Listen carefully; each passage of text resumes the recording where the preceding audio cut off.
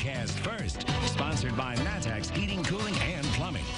Hey there, Christmas Eve in the red and green down at the State Farm Center on this cold night. It's only about to get worse in terms of the temperature. Hopefully you can be inside for the rest of tonight because it's about to really turn cold. 18 in Champaign right now, but we've got a wind out there. It's gusting to 25 miles an hour. That turns that number into 3.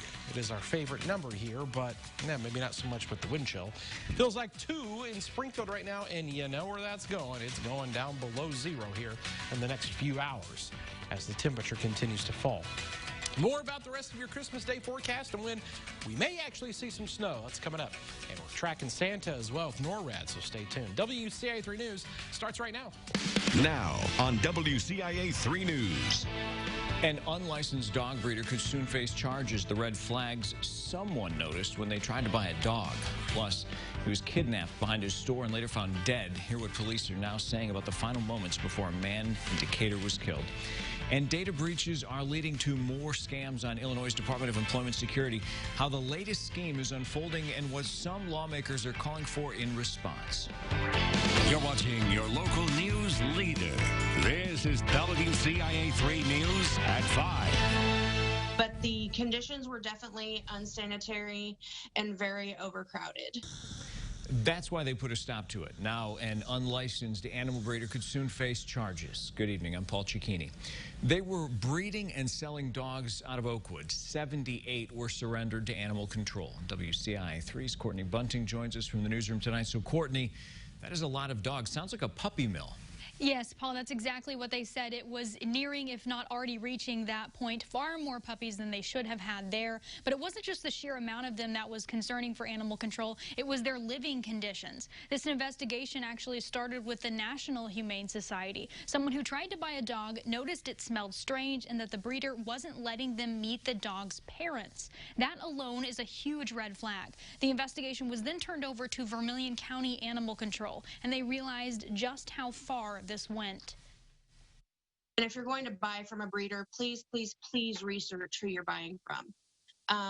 Anybody can think of a pretty kennel name and put it on a puppy finding website and sell their puppies for astronomical prices. And then within a week, you're out thousands of dollars and your heart is broken on top of it. In one instance, a woman bought a dog from this breeder, and within about a week, it died. Animal Control says that's the most extreme case, though, so far, but they have gotten a lot of reports of dogs from this breeder having serious health complications. All 78 of those rescued puppies, though, were sent to no-kill shelters. Now, all of this information is being sent to the state's attorney's office to start an investigation. I did reach out to them about what charges the breeder could face, but I haven't heard back yet. Again, we do not have the name of the breeder because Animal Control did not give it to us because it's still an open investigation at this point. Live in the newsroom, Courtney Bunting, WCIA 3, your local news leader. All right, Courtney, thanks for that information. Now, if you think you bought a dog from that breeder, call Animal Control to report it. That number's right there on your screen, 217-431-2660. Now, Animal Control is closed for the holidays, but you're encouraged to leave a voicemail, and they'll look into your situation. Now, Animal Control's using this information to build a case against the breeder. We have new details in a murder investigation out of Decatur. 33-year-old Tim Clemens died after being strangled and beaten. Police say his death isn't related to a rash of recent violence that included several shootings. Clemens was the owner of Hair on Hand, a local beauty supply store. Police say he was kidnapped behind his store, which is on Water Street, before the murder. An inquest is pending. State police say a man from Florida who used to live in Lincoln was arrested for predatory criminal sexual assault. 24-year-old Elijah Sowers also used to live in Peoria. State police started investigating after several victims claimed Sowers abused them late last month and early this month. He's facing sexual abuse and assault charges in Logan County and sexual assault charges in Peoria County.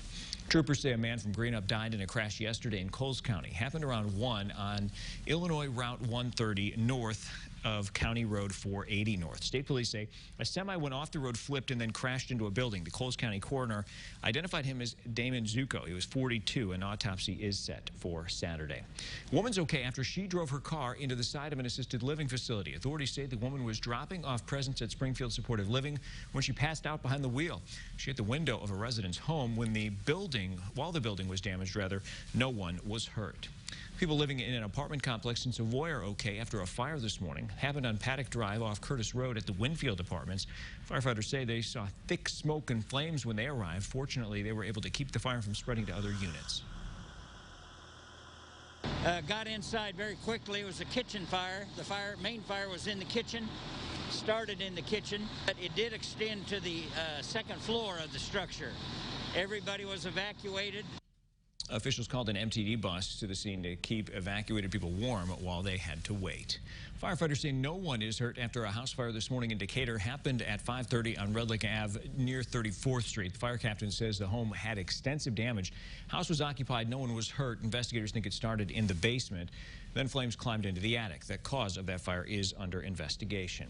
A restaurant in Urbana will have to get to work to get its health permit back.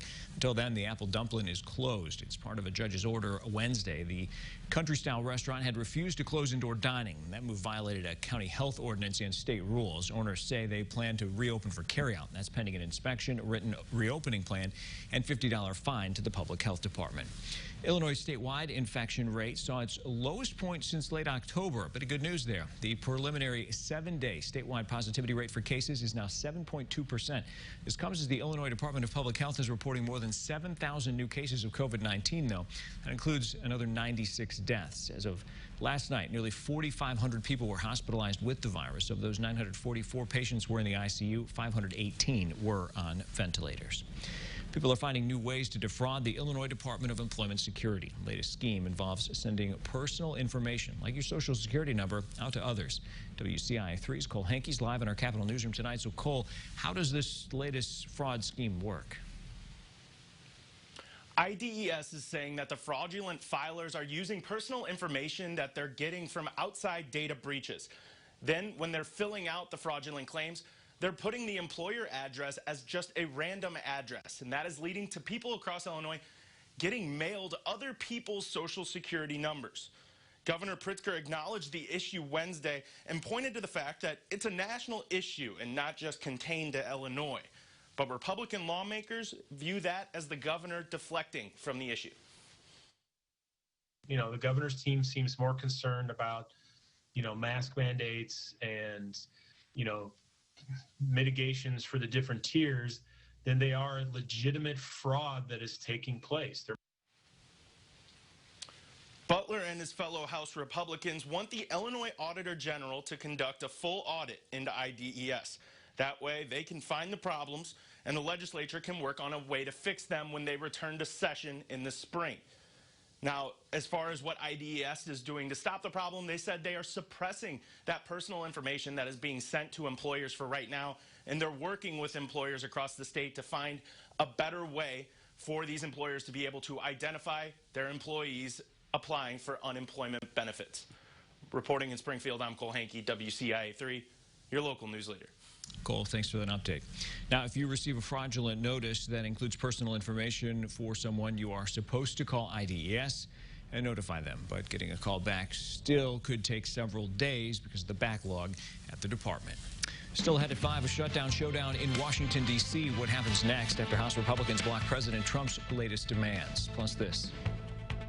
If you could see my mouth, I was gasping because it's big. There's a lot of people here. How many millions of Americans are still traveling today despite the CDC warning to stay home?